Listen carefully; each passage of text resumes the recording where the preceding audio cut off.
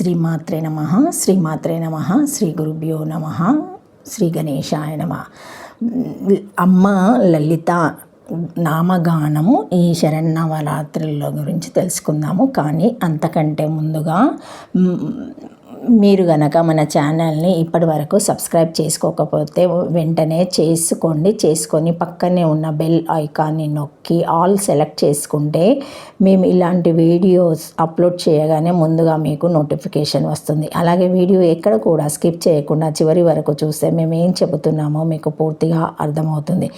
ఇప్పుడు ఇంకా వీడియోలోకి వెళ్ళిపోదాము. శ్రీమాత్రే నమః. శ్రీమాత్రే నమః.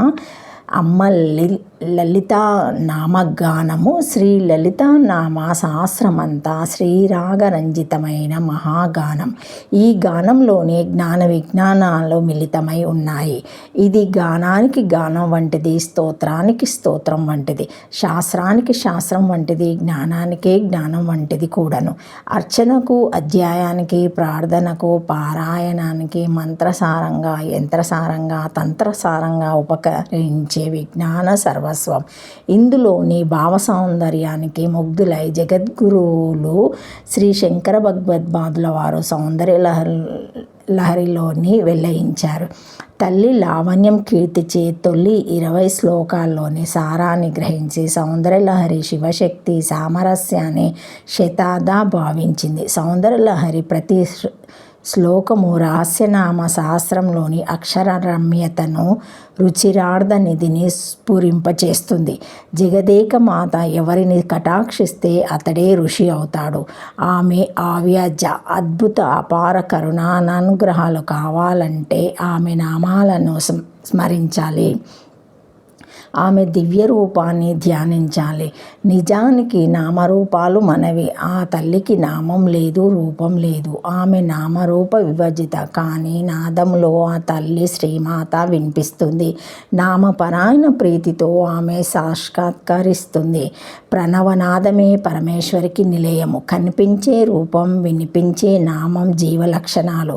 ఈ నామరూపాలకు ఆధారభూతమైన అస్తిత్వం, ఉనికి, కాంతి, వెలుగు, ప్రేమ, చెలిమి, పరమాత్మ స్వభావాలు కనిపించేది జీవాత్మ. కనిపించే జీవాత్మకు ఆధారమైన ఉనికి పరమాత్మ. కనిపించే అవయవాలు పరమాత్మతో కూడిని ఉన్నంతవరకే కనిపిస్తాయి, వెలుగుతాయి, వెలుగునిస్తాయి, ప్రేమనందిస్తాయి. పరమాత్మతో సంబంధం విడిపోగానే జీవాత్మకు దేహం మీద మమకారం పోతుంది. రక్త మాంసాలు, అస్థి చర్మాలు, కరచరణాలు క్రమంగా చైతన్యరహితమై పంచభూతాలు లీనమైపోతాయి.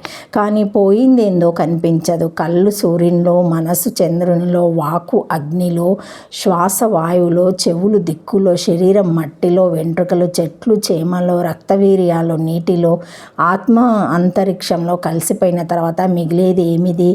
అదే చిరంతన చైతన్యం. దానికి ఎదుగు బొదుగులు లేవు. ఎల్లప్పుడూ అది సంపూర్ణమే. అదే పరమేశ్వరి. లలిత, గాయత్రి, దుర్గా, పార్వతి, కళ్యాణి, కామాక్షి, ఏ పేరుతో పిలిచిన పరాశక్తి, ఆదిశక్తి, మూలశక్తి ఒకే చిచ్చాక్తి. ఈ ప్రపంచమంతా ఆ చిచ్చాక్తి విలాసమే. ఈ చిచ్చాక్తిని వేదాలు గాయత్రిగా గుర్తించాయి. ఉపనిషత్తులు ఉమాదేవిగా భావించాయి. పురాణాలు లలిత, కాళి అనే పేర్లు పెట్టాయి. ఆగమాలు మహాత్రిపుర సుందరి, రాజరాజేశ్వరి, మహాకాళి, మహాలక్ష్మి, మహాసరస్వతి, మహాగౌరి అని ఆరాధించాయి.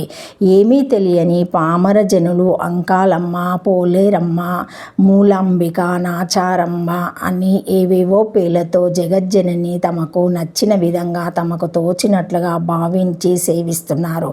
అన్నిటిలోనూ శక్తి ప్రధానము. ప్రతి పదార్థంలోనూ శక్తి ఉన్నది. పదానికి అర్థం శక్తి. సూర్యునికి వెలిగే శక్తి, చంద్రునికి వెన్నెలే శక్తి, అగ్నికి వేడే శక్తి. ఇలా శక్తి లేని పదార్థము లేనే లేదు. ప్రతి పదార్థంలో ప్రచన్నంగా దాగి ఉన్న శక్తి పరమేశ్వరి. సర్వేశ్వరి యొక్క శక్తి కలవాడే సర్వేశ్వరుడు.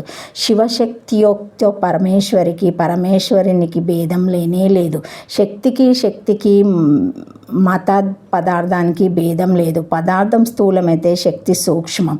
అందువల్లనే పదార్థ విజ్ఞాన శాస్త్రం పరిసమాప్తి చెందిన బిందువు నుంచే పరమార్థ విజ్ఞాన శాస్త్రం ఆరంభమవుతుంది. ఈ పరమార్థాన్ని గ్రహించేందుకు అనేక మంత్రాలు, తంత్రాలు, యజ్ఞాలు, యాగాలు, జపాలు, తపాలు సాగాయి.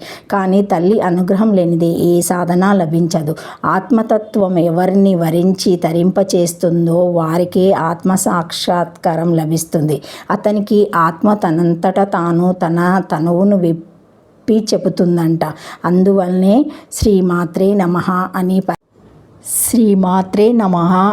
ఈ పరమేశ్వరిని ఆరాధించడమే ఆత్మ సాక్షాత్కారానికి ఏకైక మార్గము. శ్రీమాత్రే నమః. Thank you for watching my video. Please like, share, comment, subscribe to my channel. మరిన్ని వీడియోస్తో మళ్ళీ కలుస్తానండి.